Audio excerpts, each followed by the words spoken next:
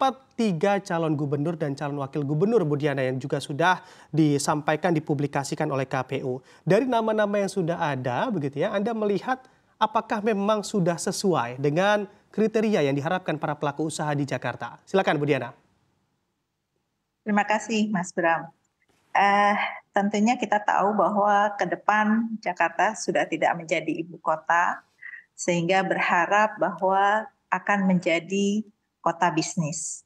Tapi kalau kita melihat dari 3 calon, di mana background masing-masing ada yang sebagai birokrat, kemudian juga ada yang TNI Polri. Nah, ini adalah tantangan buat kita sebagai pengusaha, di mana kita berharap bahwa calon gubernur ini akan mengerti kondisi pengusaha yang ada di Jakarta dengan segala macam problematik yang dihadapi di setiap sektor yang berbeda-beda. Dan ini harapannya adalah bagaimana ke depan Jakarta yang sudah tidak menjadi ibu kota akan menjadi kota global. Maka diharapkan para calon gubernur ini memahami sekali bagaimana ke depan ekonomi di Jakarta akan pertumbuhannya mengikuti pertumbuhan nasional, dan juga pengusahanya tentu harus betul-betul diakomodir semua hal-hal yang berusaha untuk mencapai pertumbuhan ekonomi yang diharapkan. Itu Mas Bram. Oke, baik. Kalau dari sisi yang sangat-sangat urgent, Bu Diana, dari sisi pelaku usaha yang tentunya perlu diperbaiki pemimpin selanjutnya Jakarta, di sisi apa sih Bu yang tentunya ini sudah sangat-sangat urgent diperbaiki?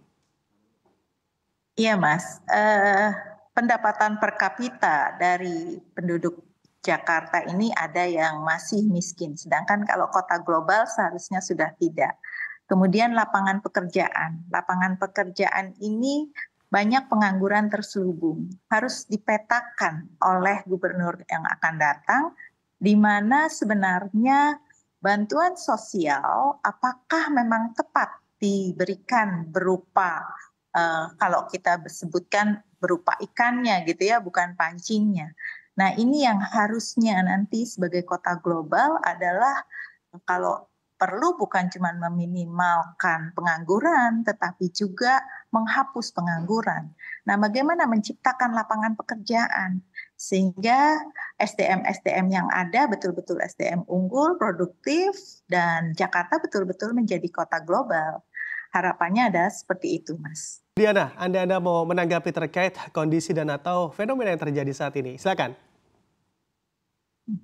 Ya, memang kenyataannya seperti itu yang Bang Yos sampaikan. Makanya saya juga tadi pertanyaan awal disampaikan apa yang urgent diperbaiki. Ya itulah mengenai tenaga kerja yang di tempat kita masih menjadi problem. Harapannya ya ke depan bisa gubernur ini memetakan kondisi yang ada seperti apa dan solusi yang harus dicapai seperti apa. Itu Mas Bram. Oke, baik. Bu Diana, dengan berlimpahnya sumber daya begitu ya, sumber daya manusia dari daerah menuju Jakarta. Nah, ini dari penglihatan atau dari sisi para pelaku usaha membawa untungkah karena mana memang bisa melakukan penyerapan mungkin saja dengan upah yang juga bisa disesuaikan, atau justru menjadi masalah tentang apa yang ada atau masyarakat dari daerah yang tentunya mencari kerja di Jakarta, Bu Diana. Silakan. Ya, memang plus minusnya ada, Mas. Tapi kita juga tahu bahwa tenaga-tenaga kerja yang biasanya melimpah itu tidak dibarengi dengan kualitas. Jadi ini yang menjadi problem. Kalau misalnya berkualitas ya mungkin juga mereka tidak datang mencari pekerjaan di daerah lain. Seperti yang Bang Yos sampaikan juga bahwa daerah-daerah tertentu mereka tidak mencegah penduduknya untuk tidak melakukan urban.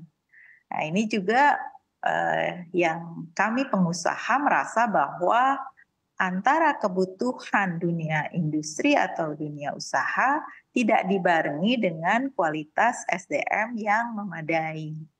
Nah, makanya harapannya adalah bagaimana memetakan pengangguran yang ada, kemudian pengangguran yang terselubung, kemudian dengan lapangan pekerjaan yang ada. Di mana lapangan pekerjaan yang ada, apalagi kita tahu banyak juga BUMD di Jakarta. Nah, ini harus dipetakan betul-betul.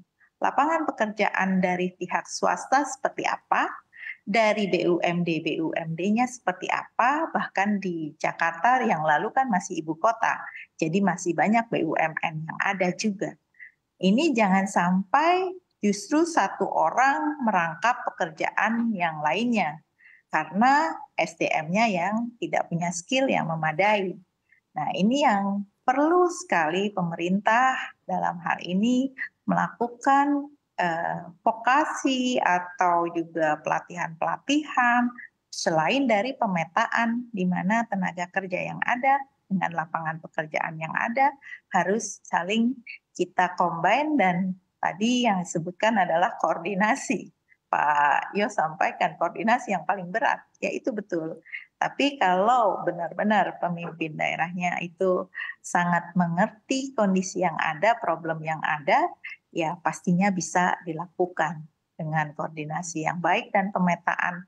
Kan sekarang EA itu kan banyak sekali, sehingga analisa bisa cepat kita buat bagaimana ini tenaga kerja tidak sampai dengan over, tetapi juga mereka tidak double job itu, Mas. Oke.